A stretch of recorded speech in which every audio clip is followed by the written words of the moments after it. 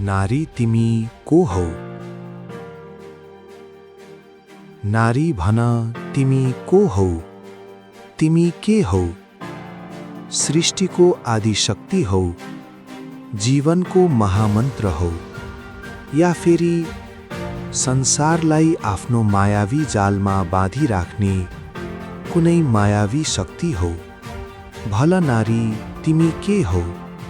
तिमीबाटै जीवनको अंकुर फुट्छ, तिम्रै ममताको शीतल छाहरीमा जीवनले पाइला चाल्छ, फस्टिन्छ, मौलाउँछ।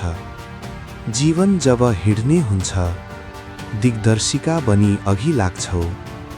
जीवन जब थकित हुन्छ, तिमी नै हुन्छौ सामु खडा, सेविकाको रूपमा पनि।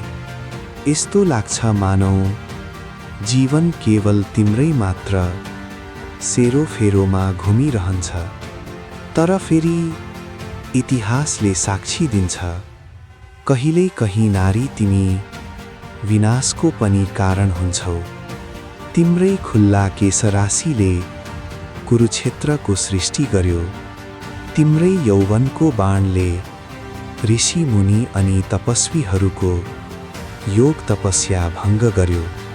तिम्रै मायावी जालमा परी तिम्रै वासनाको शिकार बने, कति व्यभिचारी बने, कतिको शरीर नै मर्यो। तिमी नै भन अब तिमी को हौ? एकातिर छौ तिमी जीवनदात्री, अर्कोतिर तिमी नै हौ विनाशकारिणी। त्यसैले भन तिमी नै नारी तिमी के हौ? अनि तिमी को हौ?